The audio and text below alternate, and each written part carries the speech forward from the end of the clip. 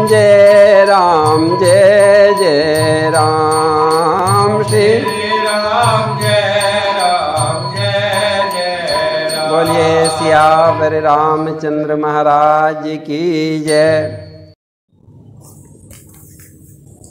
भगवान राम जी पुष्पक विमान पर आरूढ़ हैं। अब तो विमान अयोध्या के समीप आ गया। राम जी सब बानरों को अपना सुंदर नगर दिखलाते हैं।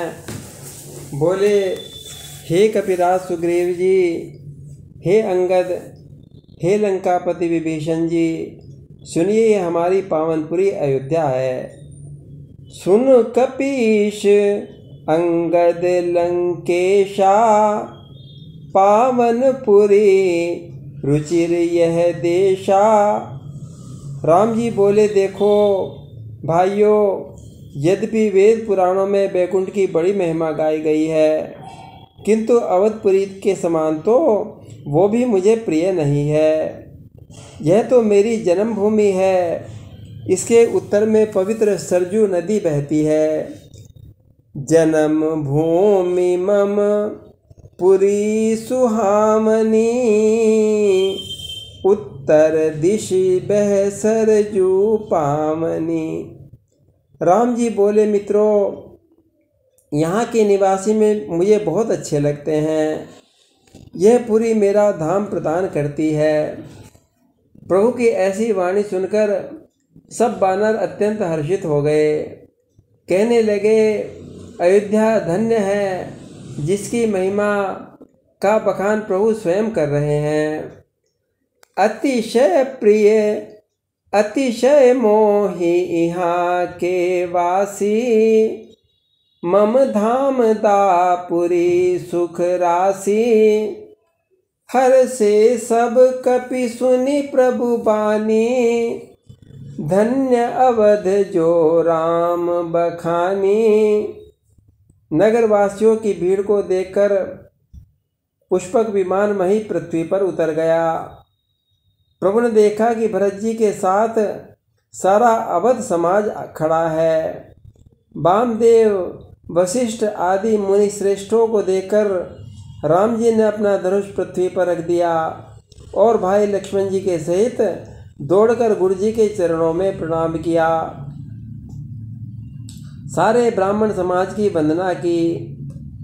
तभी राम जी ने देखा भरत पृथ्वी पर साष्टांग पड़े हुए हैं। राम जी दौड़कर उन्हें उठाते हैं, किंतु वे उठाए नहीं उठ रहे। तब राम जी ने जबरदस्ती उन्हें उठाया और अपने हृदय से लगा लिया। श्यामल शरीर के दोनों भाइयों के नेत्रों में प्रेम आंसू बह रहे हैं। शरीर रोमांचित है। राम जी बार बार पूछते हैं, भरत, तुम ठीक तो हो ना? अपने शरीर की क्या दशा बना रखी है? किंतु भरत के मुख से तो वचन नहीं निकल रहा। मैं तो परमानंद में निमग्न हो गए थे। तब राम जी ने कहा, भैया भरत, कुछ तो बोलो।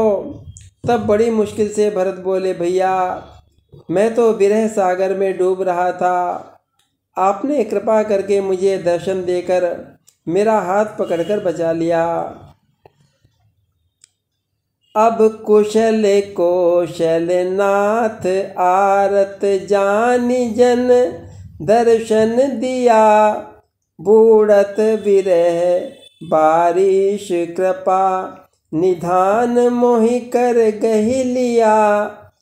भरत जी से भेंट के बाद राम जी ने शत्रुघ्न जी को हृदय से लगा लिया। फिर लक्ष्मण जी भरत और शत्रुघ्न जी से मिले। फिर भरत और शत्रुघ्न जी श्री सीता जी के चरणों में सिर नवाया।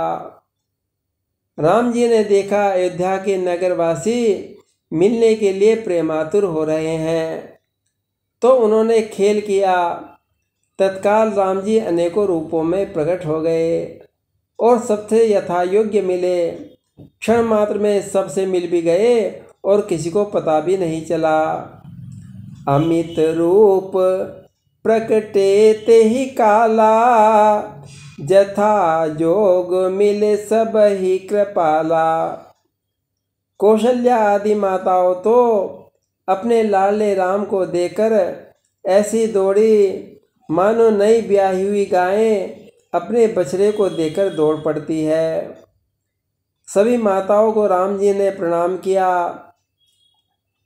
सीता जी ने सासू माताओं को प्रणाम कर आशीर्वाद पाया। तब माताओं ने सोने के थाल में आरती उतारी, अनेकों निछावर भेंट की। राम जी के साथ आए विभीषण जी, सुग्रीव और नल नील आदि जामंत, नंगद, हनुमान जी ने सुंदर सुंदर मनुष्य रूप धारण कर लिया। राम जी ने सबको बुलाया और उनसे कहा, मित्रों, ये हमारे गुरुदेव हैं, इन्हें प्रणाम करो। इन्हीं की कृपा से तो हमने राक्षसों का संहार किया। तब राम जी गुरुदेव से बोले कि हे गुरुदेव, ये मेरे प्यारे सखा हैं, इन्होंने मेरे लिए अपना जीवन दांव पर लगा दिया था। इन्हीं की सहायता से हमने युद्ध में विजय पाई। ये मुझे बहुत प्यारे हैं। राम जी की बात सुनकर सब प्रेम में निमग्न हो गए। तब सबने कौशल्या जी के चरणों में सिर नवाया। माता ने कहा, तुम सब मुझे राम जी के समान प्रिय हो। और राम जी के आगमन पर सभी लोगों ने अपने अपने घरों को सजा लिया। द्वार पर मंगल कलश रखे गए। गली बाजार सड़कें सब सुगंधित जल से सींच दी गई। ध्वजाएं, पताकाएं, बंदरवारे से सारा नगर सजाया गया।